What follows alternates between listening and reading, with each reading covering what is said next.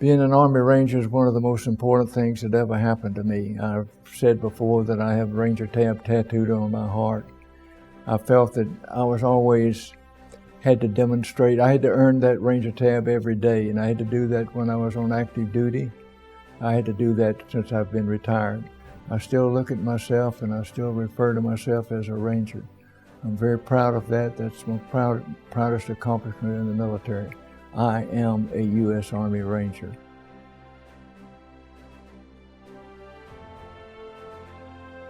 Those who know him believe Ralph Puckett Jr. was born to be a United States Army Ranger.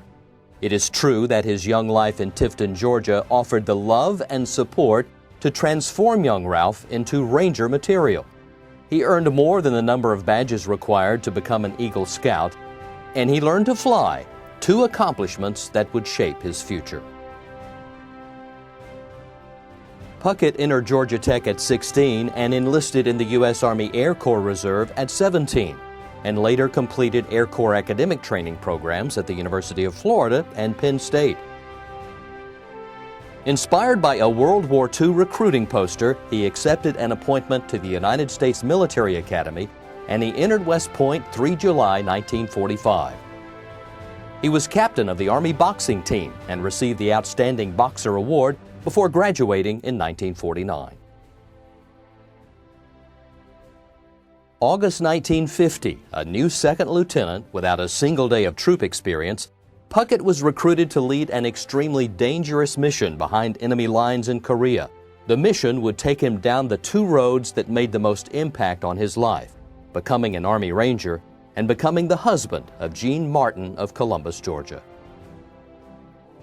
Lieutenant Puckett was charged with organizing, training, and leading the 8th Army Ranger Company, the first Ranger unit established after World War II. When told he would be the company commander, he said a silent prayer. "Dear God, don't let me get a bunch of good guys killed." His Rangers would later say, "Ralph, I thought you were going to kill us with that tough training, but it saved our lives in combat." Ranger Puckett is one of these individuals who is able to say with a straight face and great energy,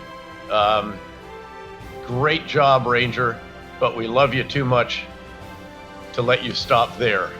One more pull-up, 10 more push-ups, faster on the run," whatever it may be.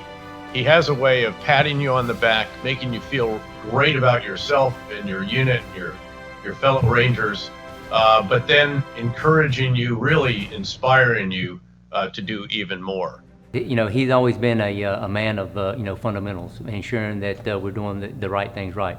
You know, the basics, focus on the basics, and do not worry so much about being fancy. Ensure that everything you do is grounded in the basic fundamentals.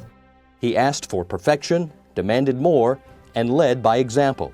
He knew then, as he said many times later, tough training saves lives.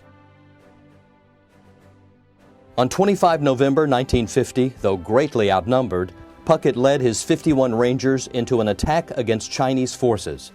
By the 6th Chinese counterattack, Puckett had been wounded 3 times. As the company was being overrun, he ordered his men to withdraw and to leave him behind. 2 of his men, Billy G. Walls and David L. Pollock, refused to leave their severely injured commander and dragged him to safety under fire. Puckett met Jean Martin during 11 months in the hospital at Fort Benning, recovering from his wounds. And as a fortune teller predicted, they would marry. For his actions in Korea, 25 to 26 November 1950, Puckett received our nation's second highest award for valor, the Distinguished Service Cross. Before returning to combat in Vietnam, Puckett served as commander of the Mountain Ranger Camp, Army advisor to establish the Colombian Army Ranger School, the Escuela de Lanceros, and as commander of B and C teams, 10th Special Forces Group in Germany. He also completed the Armed Forces Staff College and the Army War College. In Vietnam, while commanding the 2nd Battalion of the 502nd Airborne Infantry, Puckett served alongside the troopers of Company B in an all-night defensive battle against elements of the North Vietnamese Army. For his inspirational leadership, President Lyndon B. Johnson presented Puckett with his second Distinguished Service Cross. Puckett was also awarded 2 Silver Stars and his 4th and 5th Purple Heart medals in Vietnam.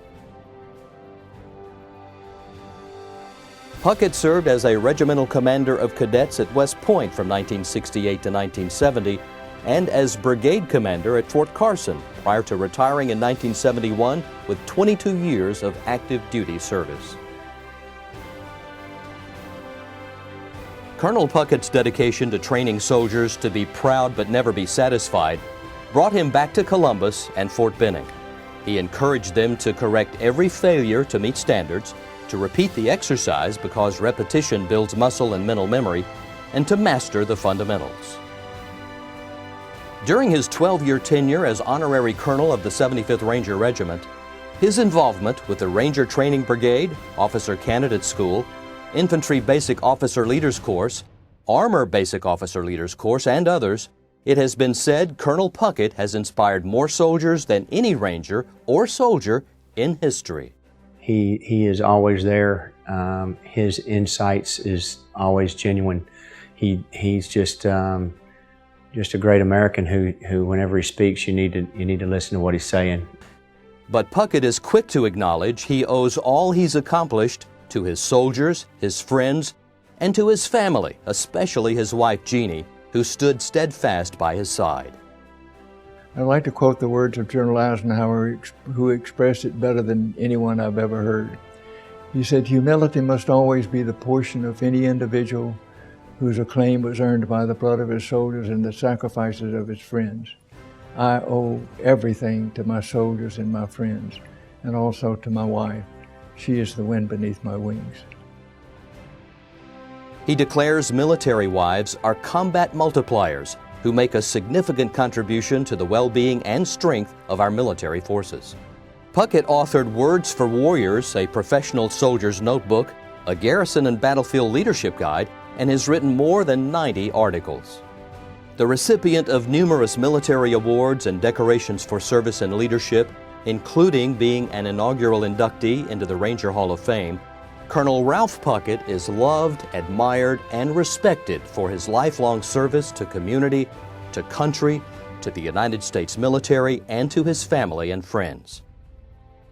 One of Colonel Puckett's favorite sayings is, "It's not good enough until it's the best you can do." And he's very strong in making sure everyone understands that. And it definitely does push the group to try harder. I've never seen a retired leader who had done so much, who then still did so much to make us better than we would otherwise be. All who know him are sure to say that he is a true inspiration who's left a deep imprint on their lives.